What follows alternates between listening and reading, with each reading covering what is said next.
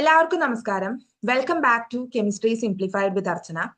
ഇന്ന് നമ്മുടെ 10ാം ക്ലാസ്സിന്റെ 4ാമത്തെ ചാപ്റ്റർ ആയിട്ടുള്ള ഗ്യാസ് ലോസ് ആൻഡ് മോൾ കോൺസെപ്റ്റിലെ എക്സ്ട്രാ ക്വസ്റ്റ്യൻസ് ആണ് ചെയ്യാനായിട്ട് പോകുന്നത്. വീഡിയോ ഇഷ്ടപ്പെട്ട് കഴിഞ്ഞാൽ ലൈക്ക് ചെയ്യുക, ഷെയർ ചെയ്യുക, സബ്സ്ക്രൈബ് ചെയ്യുക. നമുക്ക് ക്വസ്റ്റ്യൻസിലേക്ക് പോവാം. നമ്മുടെ ആദ്യത്തെ ക്വസ്റ്റ്യൻ ആണ്, which one is a mathematical expression for Charles law? Charles lock വരുന്ന മാത്തമാറ്റിക്കൽ എക്സ്പ്രഷൻ ഇതിൽ ഏതാണെന്നുള്ളതാണ് ക്വസ്റ്റ്യൻ. നമുക്കൊന്ന് റിവൈസ് ചെയ്യാം. നമ്മൾ പഠിക്കുന്നത് 3 ലോസ് ആണ്. ഒന്ന് എന്താണ്? ബോയിൽസ് ലോ നമ്മൾ പഠിക്കുന്നുണ്ട്.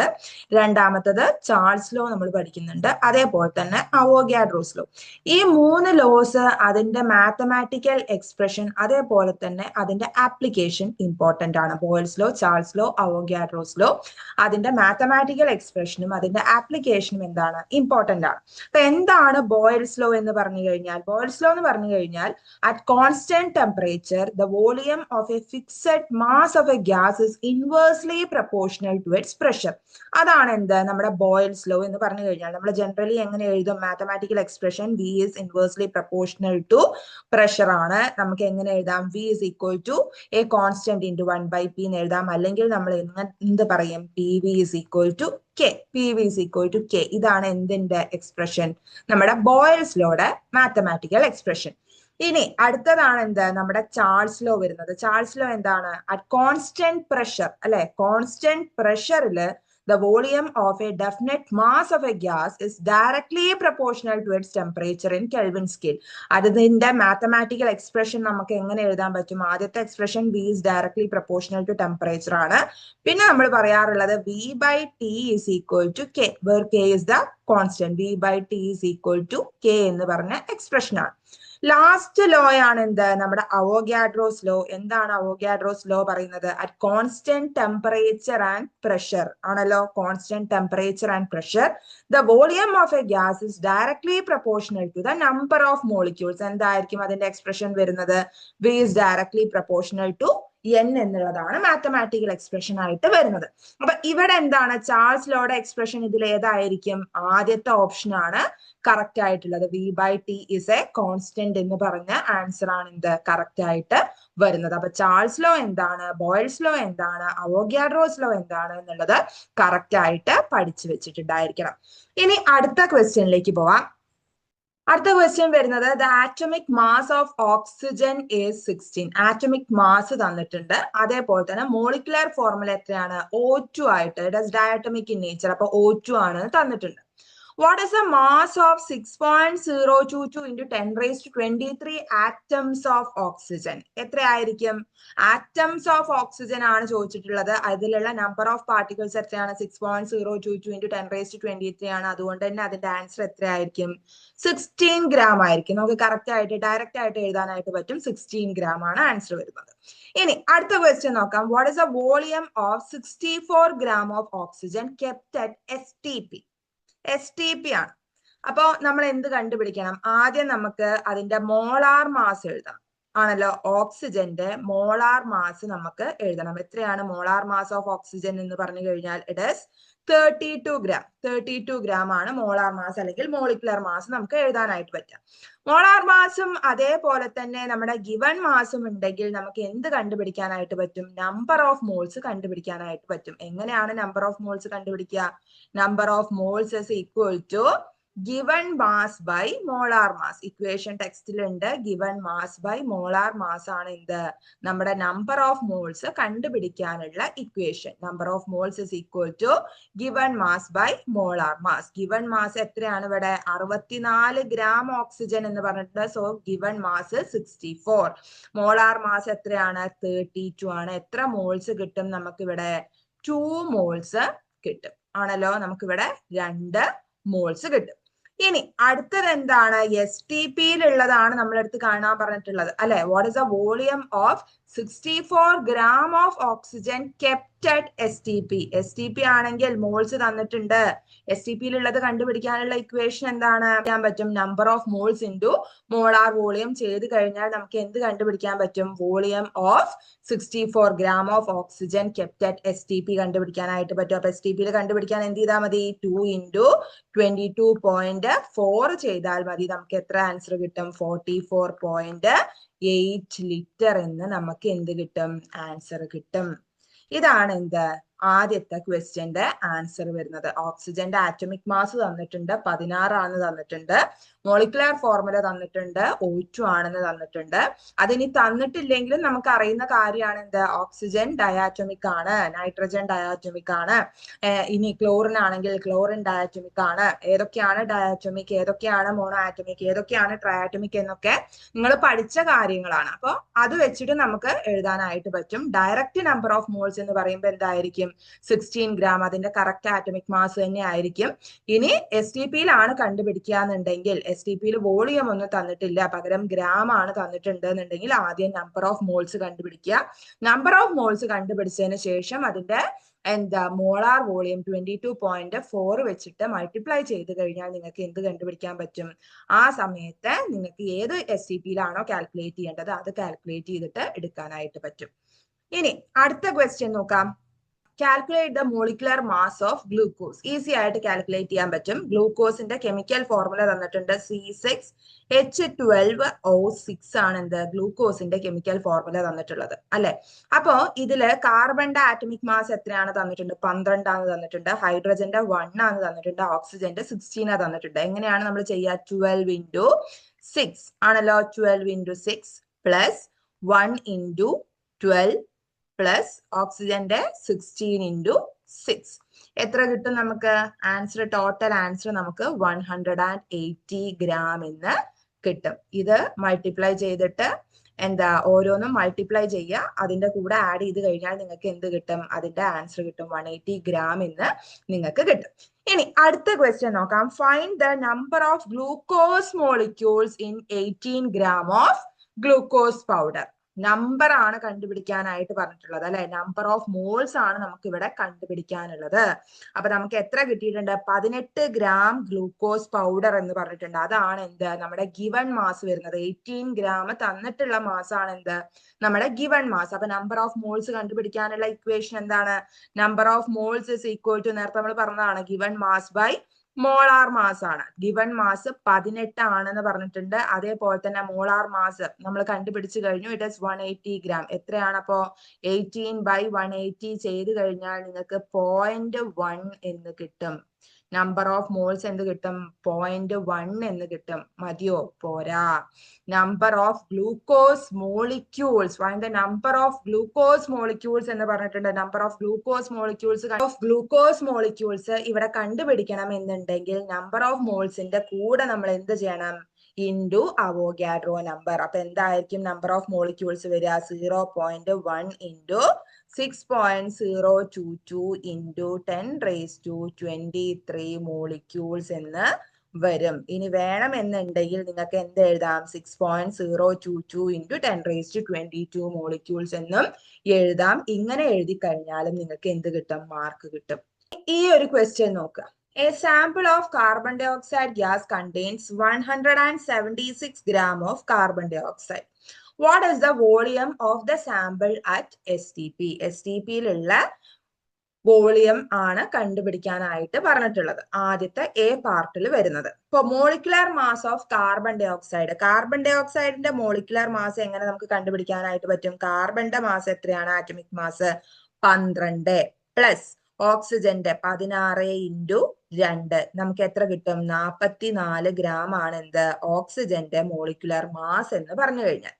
ഇനി ഇവിടെ നമുക്ക് എന്ത് തന്നിട്ടുണ്ട്, ഗിവൺ മാസ് തന്നിട്ടുണ്ട്. 176 ഗ്രാം ഓഫ് കാർബൺ ഡൈ ഓക്സൈഡിലുള്ള വോളിയം ആണ് കണ്ടുപിടിക്കാനായിട്ട് പറഞ്ഞിട്ടുള്ളത്. അപ്പൊ എന്തായിരിക്കും ഗിവൺ മാസ് എന്ന് പറഞ്ഞു കഴിഞ്ഞാൽ 176 ആണ്, ഡിവൈഡ് ബൈ എന്ത് വരും, 44 എന്ന് വരും.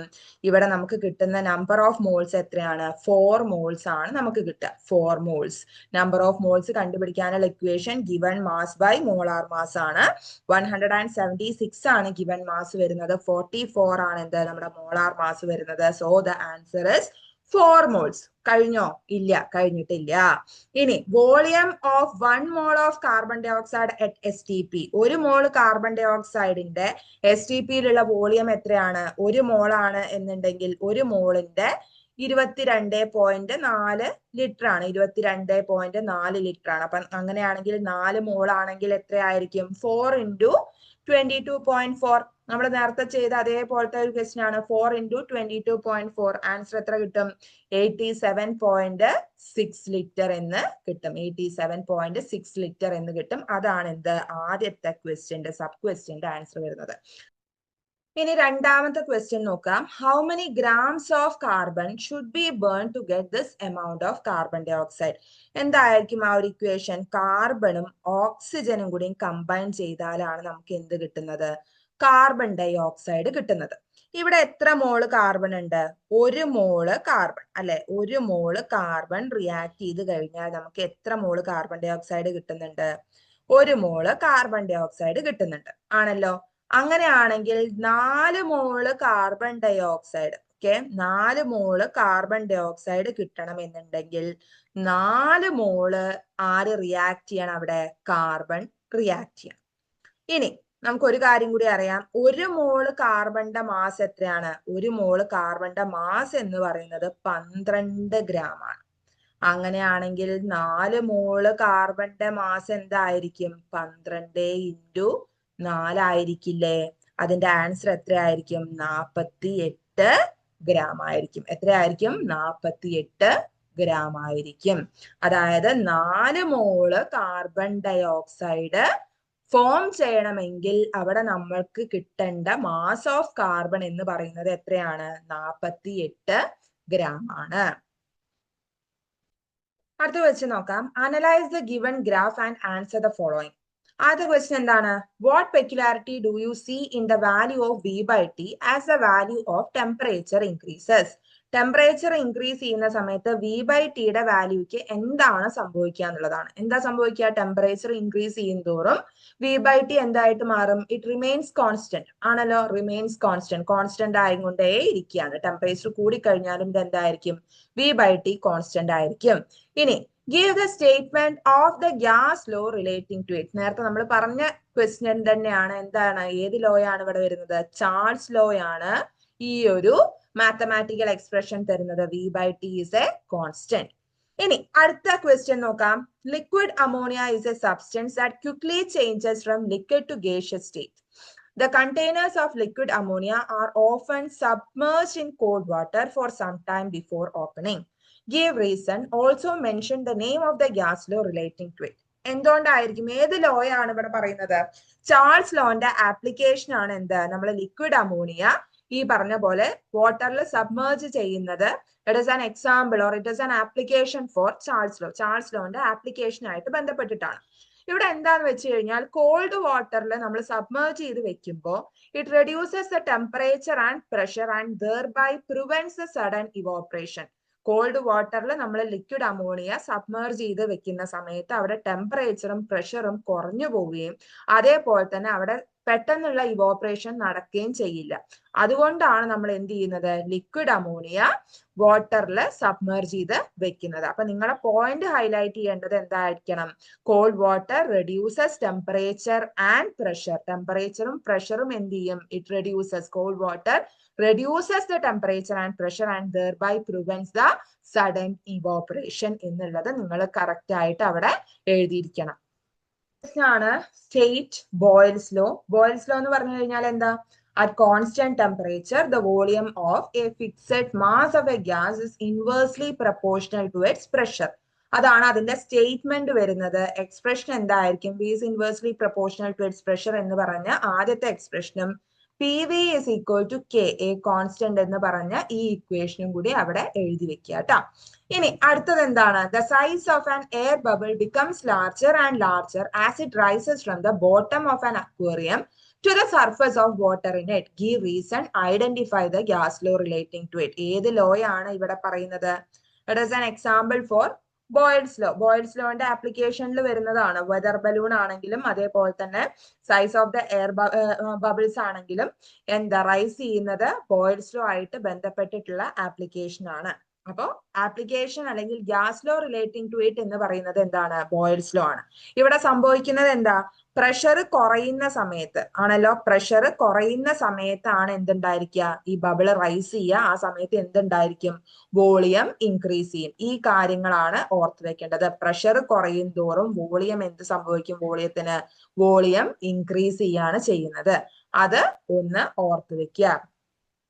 അടുത്ത ക്വസ്റ്റ്യൻ ആണ്, in an 1 liter jar there exists a gas of mass x gram and having the presence of y molecules in it. In the same room there is an empty gas jar of capacity 5 liter. The teacher transfers the gas from the first jar to the second jar of 5 liter capacity. What will be the mass and the number of molecules of this gas in the second jar? എത്രയായിരിക്കും? Same ആയിരിക്കും. അതായത് mass X ഗ്രാമും ആയിരിക്കും, molecules എത്രയായിരിക്കും? Y മോളിക്യൂൾസും ആയിരിക്കും. അത് ഇനിയിപ്പോ 5 ലിറ്ററിന്റെ capacity അല്ല 10 ലിറ്ററിലേക്കാണ് മാറ്റുന്നതെങ്കിലും അവിടെ വരുന്ന മാസും അതേപോലെ തന്നെ മോളിക്യൂൾസും എന്തായിരിക്കും? സെയിം മോളിക്യൂൾസ് ആയിരിക്കും. ഇനി അടുത്ത question, in the new jar what will be the volume of the gas? Justify your answer. എത്രയായിരിക്കും വോളിയം എന്ന് പറയുന്നത്? ആദ്യത്തെ ഇപ്പോ 1 ലിറ്റർ ജാറാണ്, രണ്ടാമത്തത് 5 ലിറ്ററിന്റെ ജാറാണ്. വോളിയം എന്താണ്? വോളിയം എക്സ്പാൻഡ് ചെയ്യും അല്ലെ? വോളിയം 5 ലിറ്റർ ആണ്, ഗ്യാസ് എക്സ്പാൻഡ് ചെയ്യും. അതില് എന്താ ഒരു കണ്ടെയ്നറിൽ ഫുൾ എന്തായിരിക്കും? ഈ ഒരു ഗ്യാസ് നിറഞ്ഞു നിൽക്കും. ഇനി അടുത്ത question, what change will take place to the distance between the molecules of the gas as it is transferred from jar 1 to jar 2?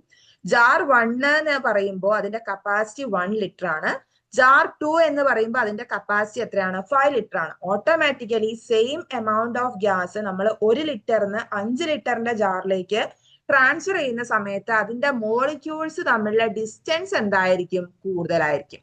Distance എന്തായിരിക്കും? Distance between the molecules increases as it is transferred from jar 1 to jar 2. ഇനി നാലാമത്തെ question എന്താ വരുന്നത്? Compare the pressure exerted by the gas in the new jar and the pressure exerted by it in the first jar. Same number of gas ആണ്, same amount of gas ആണ് എടുക്കുന്നത്. അതിന്റെ mass എത്രയാണ്? X gram ആണ്. Molecules Y molecules ആണ്. First jar എന്ന് പറയുമ്പോൾ ജാറിന്റെ എന്താ കപ്പാസിറ്റി 1 ലിറ്റർ ആണ്. അടുത്ത ജാർ എന്ന് പറയുമ്പോൾ അതിന്റെ കപ്പാസിറ്റി എന്താണ്? 5 ലിറ്റർ ആണ്. ആണല്ലോ, 5 ലിറ്റർ ആണ്. സ്വാഭാവികമായിട്ടും എന്തായിരിക്കും? 1 ലിറ്ററിൽ നമ്മൾ നിൽക്കുന്ന സമയത്ത് നമ്മൾ ഇങ്ങനെ കൺജസ്റ്റഡ് ആയിട്ടായിരിക്കും ഈ ഗ്യാസ് മോളിക്യൂൾസ് ഒക്കെ നിന്നിട്ടുണ്ടായിരിക്കും.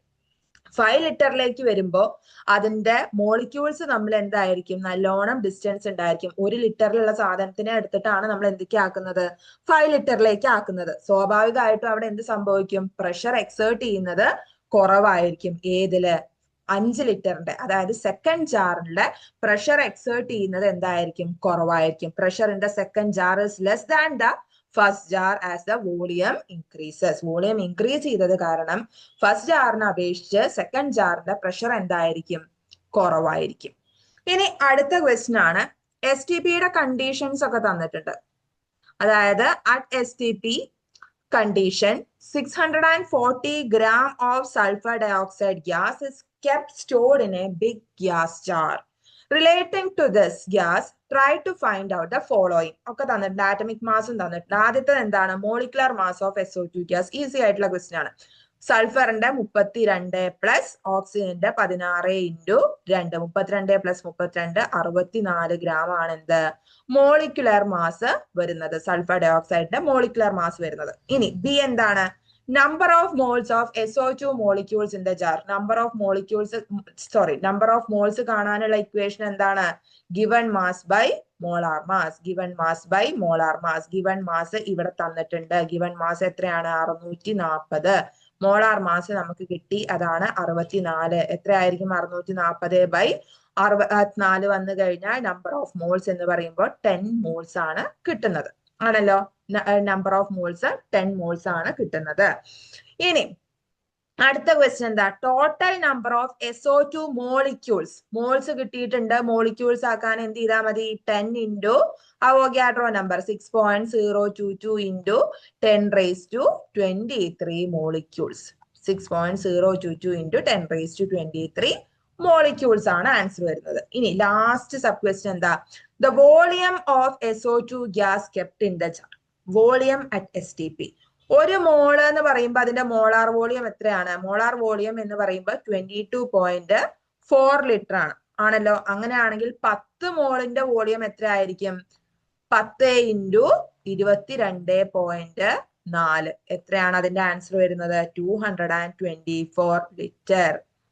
Number of moles into molar volume ആണ്. എസ് ടി പിയിലെ വോളിയം കണ്ടുപിടിക്കാനായിട്ട് നമ്മളടുത്ത് ചോദിച്ചു കഴിഞ്ഞാൽ number of moles into molar volume ചെയ്ത് കഴിഞ്ഞാൽ നിങ്ങൾക്ക് ഏത് ഗ്യാസിന്റെ വേണമെങ്കിലും കണ്ടുപിടിക്കാനായിട്ട് പറ്റും. 22.4 ഇൻറ്റു 10 ചെയ്ത് കഴിഞ്ഞാൽ നിങ്ങൾക്ക് എന്ത് കിട്ടും? 224 കിട്ടും.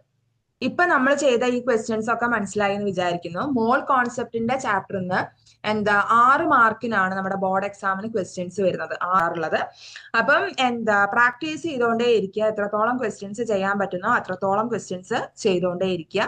ഇനി നമ്മൾ എക്സ്ട്രാ ക്വസ്റ്റ്യൻസ് മോൾ കോൺസെപ്റ്റ് ആണെങ്കിലും ബാക്കി ചാപ്റ്റേഴ്സുമായിട്ട് കണക്ട് ചെയ്തുകൊണ്ടുള്ള എക്സ്ട്രാ ക്വസ്റ്റ്യൻസ് നമ്മൾ ചെയ്യുന്നതായിരിക്കും. അപ്പം വീഡിയോ ഇഷ്ടപ്പെട്ടിട്ടുണ്ടെങ്കിൽ, മനസ്സിലായിട്ടുണ്ടെങ്കിൽ ലൈക്ക് ചെയ്യുക, ഷെയർ ചെയ്യുക, സബ്സ്ക്രൈബ് ചെയ്യുക. Thank you.